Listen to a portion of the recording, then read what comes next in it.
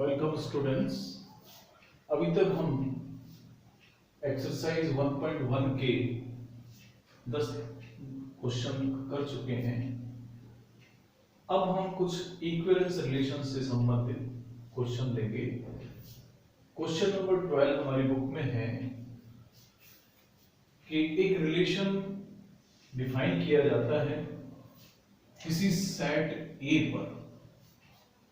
वो सेट है सभी ट्राइंगल्स का किसी प्लेन में, और वो रिलेशन इस प्रकार से डिफाइन किया गया है कि उस रिलेशन में T1 और T2 जैसे ऑर्डर्ड पेयर हैं।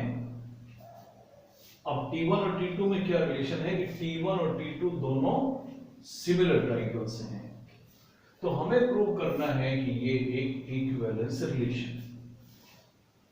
इसको प्रूव करने के बाद में इसी में एक छोटा पार्ट और है, उसका डिस्कशन हम इसके बाद करेंगे। तो पहले हम इसको इक्विवेलेंस रिलेशन प्रूव करते हैं। इसके लिए सबसे पहले हमें दिए हुए रिलेशन को रिफ्लेक्सिव रिलेशन प्रूव करना होगा।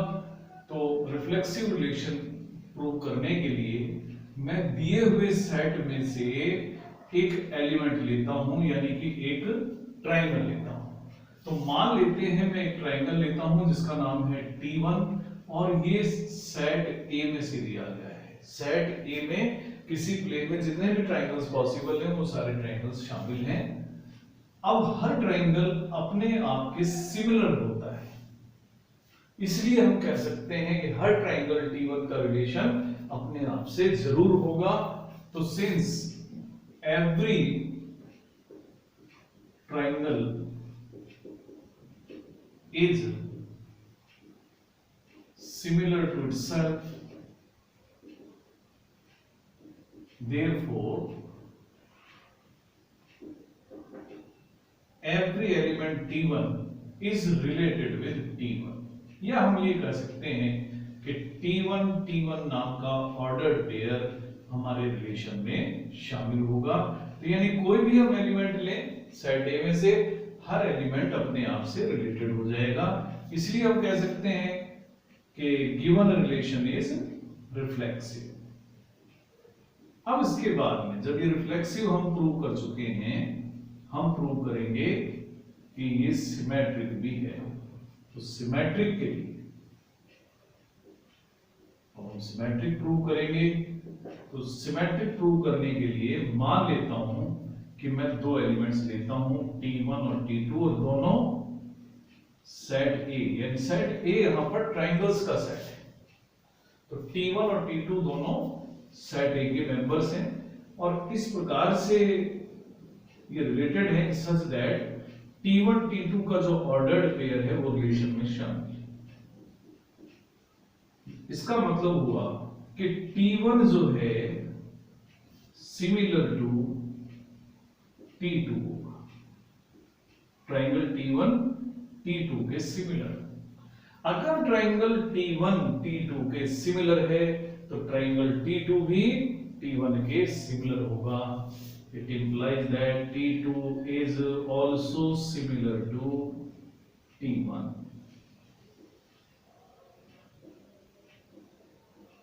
जब T2 T1 के सिमिलर है तो हम ये भी कह सकते हैं कि T2 T1 नाम का ऑर्डर्ड पेयर रिलेशन में होगा, और इसका मतलब हुआ कि जो रिलेशन है वो सिमेट्रिक भी है, आर इज सिमेट्रिक।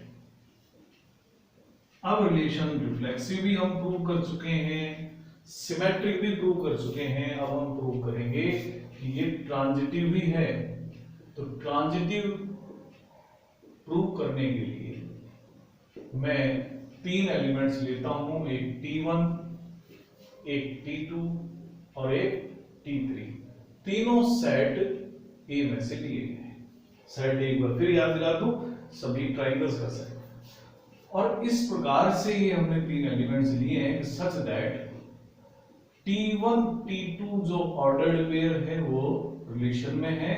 इसका मतलब T1 is similar to T2।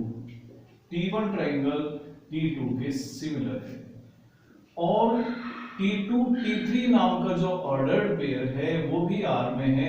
इसका मतलब जो ट्राइंगल T2 है वो सिमिलर टू T3 है, यानी ट्राइंगल T1 T2 के सिमिलर है, ट्राइंगल T2 T3 के सिमिलर है। तो इसका मतलब हुआ कि T1 और T3 भी सिमिलर हैं। T1 is similar to T3, यानी T1 और T3 भी सिमिलर हैं। इसका मतलब T1 T3 नाम का ऑर्डर्ड पेयर रिलेशन में होगा। इसका मतलब हुआ कि ये रिलेशन ट्रांजिटिव भी है। Relation R is transitive also. अब रिलेशन रिफ्लेक्सिव भी है, सिमेट्रिक भी है, ट्रांजिटिव भी है, इसलिए हम कह सकते हैं कि relation R is an equivalence relation. यह एक इक्विवेलेंस रिलेशन है।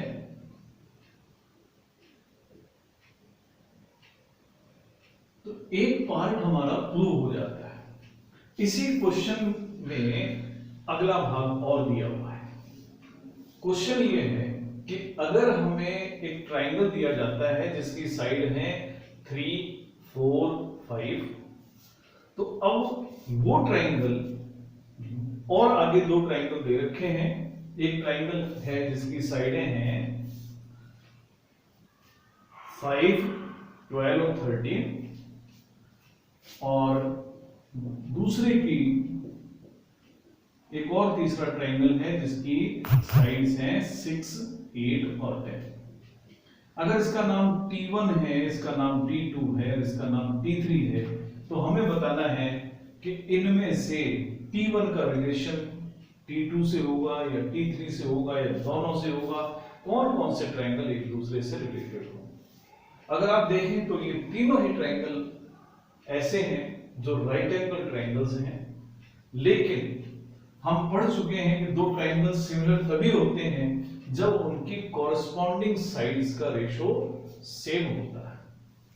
तो यहां पर हम कह सकते हैं कि here T1 is similar to T3। तो इसलिए T1 is related to T3 not with T2। तो यानी T1 का रिलेशन जो होगा T2 से नहीं होगा, वो T3 से होगा। सिमिलरिटी के लिए एक बार फिर मैं आपको याद दिलाऊं, दो ट्राइंगल को सिमिलर हम तभी कहते हैं जब उनकी कॉरस्पॉन्डिंग साइड्स का रेशो सेम होता है। जैसे 3 और 6 का रेशो 1:2 है, 4 और 8 का रेशो 1:2 है, और 5 और 10 का रेशो भी 1:2 है। लेकिन ये हालांकि राइट एंगल ट्राइंगल है, लेकिन वो रेशो जो है वो फिक्स नहीं बन पाता है। तो इसी तरीके से एक और हम आगे क्वेश्चन करेंगे जो हमारी बुक में 13 क्वेश्चन है एनसीईआरटी बुक में। तो हम लिखने में ज्यादा समय ना गंवाते हुए, क्योंकि बुक्स आपको मिल जाएंगी, मैं सीधा क्वेश्चन का जो सार है वो लिख देता हूं। क्वेश्चन है कि कोई रिलेशन डिफाइन किया जाता है, और वो रिलेशन डिफाइन किया जाता है सेट ऑफ ऑल पॉलीगन्स, और उस सेट का नाम है ए है सेट ऑफ ऑल पॉलीगन्स। उस सेट में एक रिलेशन डिफाइन किया जाता है, उस सेट में एक रिलेशन डिफाइन किया जाता है R। उस R में P1 और P2 जैसे ऑर्डर्ड पेयर है।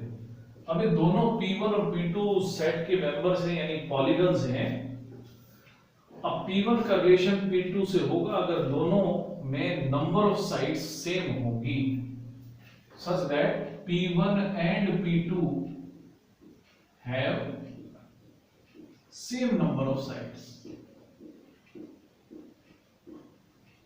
अब मुझे प्रूव करना है कि यह एक इक्विवेलेंस रिलेशन है। तो यहां इस सेट में सिर्फ पॉलीगन्स हैं, और एक पॉलीगन P1 का रिलेशन P2 से तभी होगा जब उनमें नंबर ऑफ साइड्स सेम होंगी। इक्विवेलेंस रिलेशन प्रूव करने के लिए हमेशा की तरह पहले हम रिफ्लेक्सिव इस रिलेशन को प्रूव करेंगे। रिफ्लेक्सिव के लिए हमेशा एक ही एलिमेंट लिया जाता है। तो मान लेता हूं कि लेट P1 एक पॉलीगन है जो सेट A में से लिया है।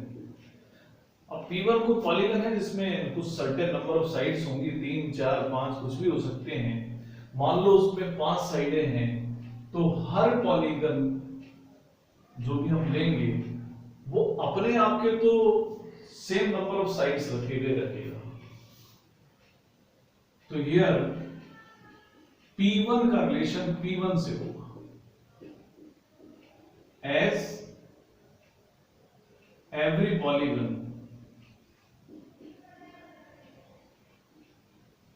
Have certain number of sides. जो भी इसके अंदर साइड्स की संख्या है निश्चित होगी, अपने बराबर होगी। तो इसका मतलब P1 का रिलेशन P1 से होगा, या कहेंगे P1 P1 नाम का ऑर्डर्ड पेयर इस रिलेशन में होगा, और इसका मतलब R रिफ्लेक्सिव होगा। उसके बाद हम देखेंगे कि क्या ये रिलेशन सिमेट्रिक भी है। सिमेट्रिक रिलेशन के लिए हमेशा दो ही एलिमेंट लिए जाते हैं। मान लो मैं P1 और P2 दो एलिमेंट लेता हूं जो सेट ए से लिए हैं, यानी दो पॉलीगन्स लिए, और ऐसे पॉलीगन्स लिए हैं कि सच दैट P1 P2 नाम का ऑर्डर्ड पेयर इस रिलेशन में है, और P1 P2 नाम का ऑर्डर्ड पेयर जब इस रिलेशन में है, इसका मतलब P1 and P2 have same number of sides, same number of sides। P1 में और P2 में जो साइड्स की संख्या है वो सेम है। अगर मान लो P1 में 5 साइड हैं तो P2 में भी 5 ही साइड हैं।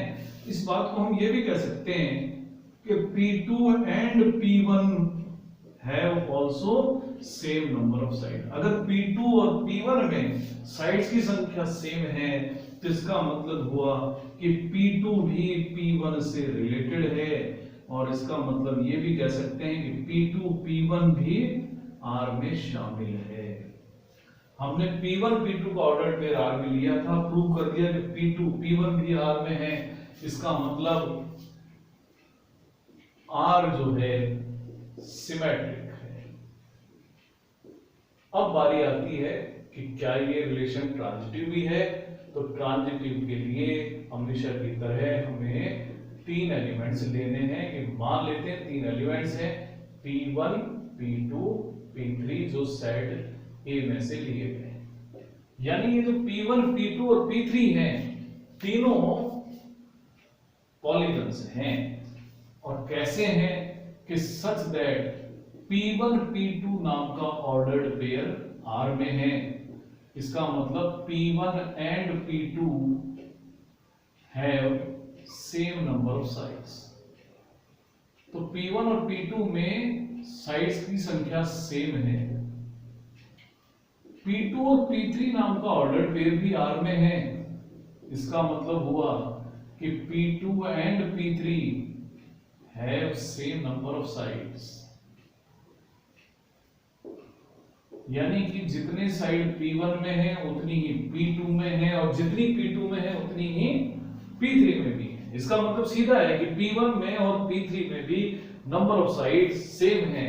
It implies that P1 and P3 have same number of sides। और जब P1 और P3 में भी नंबर ऑफ साइड सेम है तो इसका मतलब P1 P3 भी R में पाया जाएगा, और P1 P3 भी R में है। इसका मतलब R ट्रांजिटिव है। अब R जब ट्रांजिटिव है, रिफ्लेक्सिव और सिमेट्रिक हम उसको पहले ही प्रूव कर चुके हैं, तो इसका मतलब R is an equivalence relation. R एक इक्विवेलेंस रिलेशन होगा।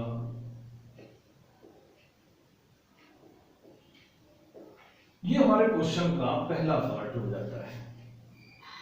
उसके बाद में इसी में एक छोटा पार्ट और पूछा गया है कि what is the set of all elements in A related to right triangle T with sides 3 4 and 5। यानी इस सेट में एक एलिमेंट लिया जाता है जो कि ट्राइंगल है और उसकी साइड्स 3 4 और 5 यूनिट्स की है। तो हमें बताना है कि उस ट्राइंगल से कौन कौन से एलिमेंट रिलेटेड होंगे। तो हमें ध्यान ये रखना है कि जो रिलेशन यहाँ पर डिफाइन किया गया है उसमें साइड्स की मेजरमेंट हमारे लिए मायने नहीं रखती हैं। वो साइड कुछ भी हो सकती हैं, वो ट्राइंगल कुछ भी हो सकता है। हमारे लिए इंपॉर्टेंट ये है कि जो पॉलीगन दिया हुआ है उसमें नंबर ऑफ साइड्स कितनी है, क्योंकि नंबर ऑफ साइड्स 3 है, क्योंकि जो एलिमेंट हमें दिया गया वो ट्राइंगल है। तो सिंस